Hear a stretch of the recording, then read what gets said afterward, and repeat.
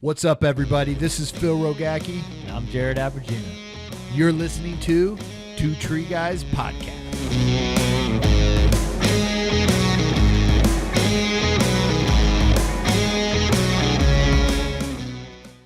What's up, everybody? Phil Rogacki here with another episode of Two Tree Guys at the Arbor Fest in where we at? Ashland? Charlotte, Ashland, North Carolina is all. Asheville, I know. yeah. Asheville, Ashland, Fletcher, Charlotte, Fletcher. like that. We're somewhere in North Carolina here at Arbor Fest, man. What an awesome show, man. Show so far. Yeah, definitely. And we got another. Let's hear your story by Mr. Jordan Cooper. Are you from here? No, I'm about 2 hours from here in East Tennessee. East Tennessee, Yeah, born and raised. No, was a military baby. Yeah. So actually was born in Omaha, Nebraska. Okay. Out on the Air Force Base. Okay. And I've lived in Louisville, Kentucky, and then South Carolina as an elementary, and then Gotcha. By the time I hit 6th grade, we were back in Tennessee, which is where all the family's from. Gotcha. And Dad retired from the military, and then so from middle school on, I've been a Tennessee boy. So, all right. a little Gotcha. bit of moving around. How far a there. drive was it to here? Man, only 2 hours. Oh, yeah. that's perfect. Yeah, I was super excited. That's perfect. About that. Yeah, it was cool. Well, what's your story, man? Getting in the industry, how'd you get in it, and where are you at right now? Well, I've been doing trees all together now for about close to 10 years. Okay. So basically, the way I got into tree work was kind of strange. I mean, I don't know. I worked for a friend of mine's dad owned a sign company, and when I got out of high school, I wanted to get a job. So he gave me a job, and after close to a year or so, then he started to let me work out on the trucks, and it's all just cranes, like high-rise billboards and stuff like that. Gotcha.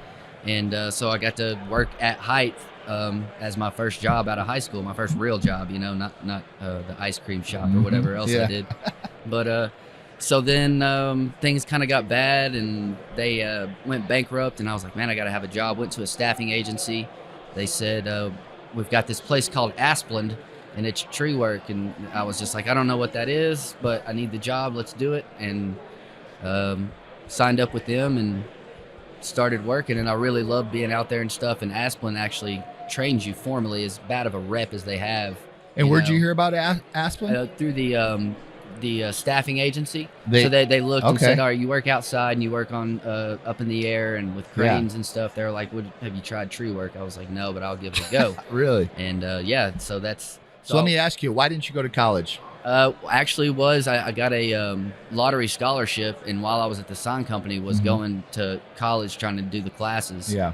And was doing okay, but just absolutely hated it. And having to sit in a class after being through all that school, and then you're done with high school, and then it's like, let's do some more. I was just, I don't know, I couldn't stay focused enough. And so got out and did that. And so I want to mention, in between this time, I was pretty wild, and I've been from the time 18 to like 23 or so, experienced pretty hard battles like addiction and stuff, homeless in my car, just didn't really care, just kind of vagabonding it. And I kind of accepted that I was just going to be like this person that I still worked. I worked every day, but I was just going to work and do drugs, and I didn't care. Why'd you accept that as that's who you're going to be? Because it got to the point to where it was, I had gotten so far bad off on that stuff that I didn't think I could pull myself out of that. Gotcha. And so I was just like, maybe it'll just be easier for me to just accept it and just keep on trucking, And that's a horrible attitude to have with that kind of thing. And so this is all happening. I'm kind of getting to the end of that. I didn't know as I got to Asplund. You were around 23 at that time, going to Asplund? Yep. And I got clean enough to pass a drug test to go work for them. And as soon as you get there, I mean, it's the drug culture where I was at Asplund was high. I mean, So I kind of got right back into it when I started working there, as I'm like, because of the people there. Yeah, as I'm trying to learn all this stuff, and I'm taking tests and everything and advancing, and then I asked to learn to climb and all that. Well, during this time, I'm living in a hotel with like a back page hooker and her boyfriend, and basically I'm the only one with a vehicle. So I work Asplund all day, come home, do dope runs, go back to the hotel, wake up, drive back to work in the morning. Like Shit. it was just like this horrible fucking routine, man. And how long can the body and the mind and Yeah. everything last doing that? right, exactly. And I'm just getting into tree work. So with this, now I'm projected to be a hack that's going to be another statistic at this point. So I'm working there, and then all of a sudden this girl comes. It's all guys out there. Then a girl comes and starts working there, and I was like, she's pretty cute, and she's out here like hustling hard, like putting some of these guys to shame, dragging brush. I mean, she wasn't a climber or anything, but they got her in a bucket eventually, and I say her, that's my wife now, but so we started hanging out after work a little bit, a couple times, just drinking and stuff, and going out to eat, and just partying downtown, and it got to the point where I was like, I had her with me, and I like stopped in a bad part of town while we were together, and got some drugs and shit and was doing them there, and then got back in, and the next day I was just like, listen, you shouldn't be hanging out with me. Like, you're a really nice girl, and Did she do drugs? No, not at all. She didn't even smoke weed at that point. Yeah, she does now because she hangs out with me, but yeah, I just felt bad because she was so nice, and I didn't have positive stuff in my life like that, and I was like, man, I got to tell her that we shouldn't hang out because I'm going to wind up fucking something up for her. She's got kids and stuff. I was like, just straight up, I was like, yo, I hate to be a dick, and you're really cool and everything, and I like hanging out, but I am a piece of shit, basically, and you know where I live, you know what I do, and like I was open with her, and I told her, all the shit that I was doing, and just it was nice to have somebody to talk to and hang out with that was be willing to still hang out with you after you're like, yeah, I freebase Oxycontin pills off of aluminum foil, and most people are like, all right, gotta go. Now, why'd she want to stay with you? I don't especially know, man. knowing that. She just knew me from work. She knew how I treated people and my work ethic, I guess. I don't know. She seemed past that. Yeah, I guess so. Yeah, and so as I'm telling her this on the phone, she's like, well, why don't you just come stay at my house for a few weeks until you can get enough money to get yourself out of that, out of that motel. I was like, I don't know, like, how out of touch you are, but this is a horrible plan for you to say something like that to somebody like me. I mean, she was taking a big risk. Huge, man. I mean, bringing you in her house from that situation, hanging out with you a little bit. I wouldn't do that right now. Well, thank God you married her, because you may have never found another girl like her ever. It was nuts. And so, yeah, I left the hotel and went and stayed with her for a while, and we just kind of got more and more attached, and I never left. And yeah, I've been married almost 10 years. June will be 10 years. So good. Yeah. And I got off all the June what? June the 29th. Okay, I was testing you. I was testing you. I'm glad you did, because that's coming up. I gotta remember that. Because mine's June 11th, and sometimes I'm like, yeah. I was a Friday. Okay, June 11th. June 11th. You can't stutter like that. No, you can't, man. That's why I want to get you practicing right now. So when the day comes, you're ready. Thank you. So you working at Asplin, getting out of your situation, finding a girl that you fell in love with and married, and now is your wife for 10 years. Yep. Now, when did you start getting away from the drugs and everything like that? Well, when I got with her, I tried to quit doing the opiates, so they put me on this. I'm sure you guys have heard of this thing called Suboxone. Well, that lasted like another year or two, but it was weird in the sense that it wasn't a criminal act for me to do it because I was prescribed to it. But looking back, it was the same fucking thing, just a different label on it. I still felt high all the time, like opioid high. Now, did that screw you up more because you were like, it's legal, I'm okay, it's helping me? But it wasn't. That was the mindset. And then come to find out, as I'm like trying to stop doing that stuff was harder to quit on my body and my mental than the actual dope. And I was like, what the fuck, man? Like, this is so screwed up. And the doses that they give people are unreal. Like looking at it all in hindsight, like it's kind of sickening the way they do and how long they keep people on that stuff. My buddy worked at a methadone clinic in the Tenderloin, and he was alcoholic, drugs, 4-time All-American in wrestling, lived on the streets in the Tenderloin. I mean, had everything going for him. Drugs and alcohol got him. Got sober and got right, and now he works at a methadone clinic, and now he runs, after he left the methadone clinic, Now he runs San Quentin Prison Oh, wow. and runs one of the biggest programs in the state of California now, helping That's people awesome. out. But what he said was the methadone clinics, it's the government and these nonprofits, these things help. They don't want you off drugs. No. Because as soon as you sober up and you're off, they don't get paid. Yep. And they need you there on drugs Yeah. and keeping you doped up because they need to get paid from you. And they're trying to help you. Yeah. And he said it's all bullshit, Yeah. the whole thing. That whole niche industry is completely immoral in my opinion, and it's just, and the bigger it gets, they have to keep people on because now you've got Yeah. billion-dollar industry that has jobs and all this. You can't just say we got to get Yep. rid of it and cancel it, Yeah. because people freak out. Yeah. But yeah, that was once I finally got off of that stuff. I've been off of like any hard drugs and the Suboxone now for like about 9 years. I still smoke a little reefer, and at events like this, I'll have a beer or two. But other than that, I do my Good, tree man. stuff, man, and do whatever. Just go out, have fun, paddle boarding and cliff jumping and tree climbing and Awesome. tree comps and all that. So You ever come out to California? I haven't been to California. I've been to California, but not as I was climbing. That was a little younger. Gotcha. I went out there for a week or so. Well, you ever come out to California, you got a place to stay. Awesome, man. We got a 30-acre ranch and a bunkhouse Oh, and man. campers at our academy, our school, That's awesome. that Jared teaches at and runs. And Yeah. anytime you want to come out or you're traveling, you got a Oh, yeah. free place to stay out Awesome, there. man. So I Appreciate leave that that. open to anybody working in the industry that's passing by as at Awesome. least a place they can crash Hell at night yeah. and shower and Thank get you. back on the road for that. So who was that person in your life? And I think I might know the answer, that really helped you pivot. Well, there was like there was a pivot within me being in the industry. 'Cause you got your Um, wife that helped you yep.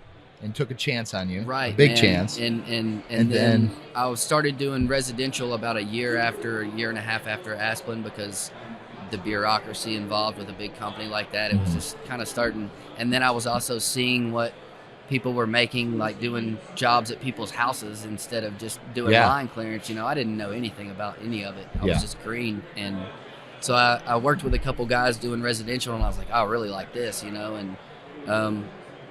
I had only had like 6 months training of climbing. Like, I don't know anything at this Mhm. point except for a Blake's hitch, and I knew how to use a throw line and hump up the ropes. That was the good thing at Asplin. You couldn't use spikes, but the only thing they show you to get in a tree is a Blake hitch. So it was a lot of work to go trim a few limbs. Yeah. So I was just doing that, and then I guess about year 5 or so, I met Nick Dwyer out of Tennessee. He runs Nick Dwyer Arborist is the name of his company, and I answered a Craigslist ad that he put out, said need climber to help remove Christmas lights, and I was just looking for work at this time wherever I could get it, like Yeah. just trying to start out, trying to make money. And I went out and met him, and he sees me on this Blake's, like running through this tree trying to get all these lights. He's like, you know about the hitch climber setup? I was like, no, I have no idea, like. And then so he showed me that and gave me a piece of hitch gourd and a pulley and some carabiners, and I thought that was like the coolest thing ever. I was like, this guy freaking rocks, man. Like, nobody's ever done something like that for me. That's so amazing. And then so through him, I kind of started getting into like Facebook pages that had to do with arborist and climbing and all that, and that was a good propellant. I really started to up my game a little bit for that next year or two. And then in 2018 or 19, I met Zach Troop out of East Tennessee, and he's a certified arborist and certified highline angle rescue guy and all this stuff. Really awesome with anything rescue or emergency related. Like, Gotcha. he teaches all that. I think he's certified through Red Cross to like actually certify people to take classes and stuff. Oh, nice. Yeah. He talked me into going to my first competition, and I kept putting it off. I was like, man, I'm nervous. I don't think I need to do that. Like, I know all the guys that I've been watching for years online, and they're out there. There's no way, And he finally got me to go one, and then Good. I was hooked on it. That after was it, Yeah, wasn't man. it? And so that was that point right there in 2018 or 19. That was until now I feel like I've learned more in that small period of time than I did the earlier half of my career. You put yourself out there with some of the best around, Right. You know, Yeah. and it forced you to get better next year because did you win the first year? No, You didn't win not. the first year. So, but did you do better the next year? Oh yeah, did better and better. What place did you come in the first year and then the next year after that? Well, it's different comps, and so the first year I was in Kentucky, and I think overall out of like 30 climbers, I think I was like 14 or something. Okay. And what about the next year? And then I did another Kentucky and Tennessee, and then those I think I was somewhere like 8th or like 12th or something. So it got a little progressively better, and then did another one where I'd had some DQs and just got bad points. Yeah. But my best one was the first Triapalooza in Florida, not this one that they just had, but the one prior to that, and actually pulled first place in the aerial rescue portion of the comp. And so that's like the highlight of my career right now, man.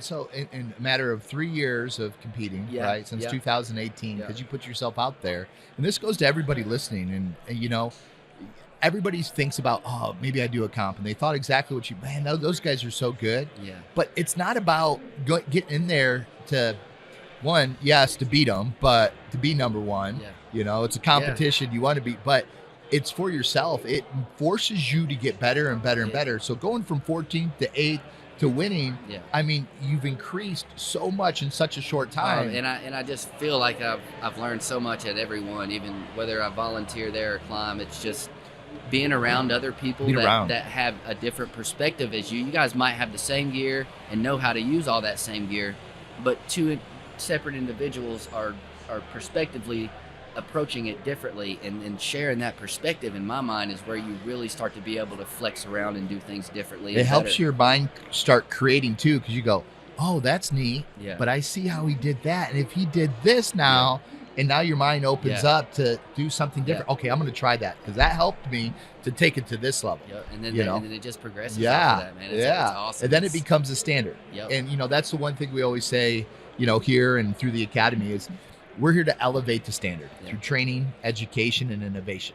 You know, and awesome. That getting together like that and bouncing stuff off, like hearing those guys out there yesterday, and the little tips and tricks. I guarantee Mark and Jared were learning stuff from each other, and you know, Ryan going, oh yeah, that was cool. I remember Derek being like, I've never tied an alpine on midline like that, and he's like, I've just learned. You said that yesterday? Today. Yeah. I was like, right there, man. That's awesome, right? That's While what it's he's about. Teaching, he's learning. Like, that's it doesn't cool. Get any better than that, you know? That's really cool. That's really cool. Heck yeah. So let me ask you, you know, man, I'd love for you to come out to California and spend some time with us out there, and come to a class, come to a boot camp, a school.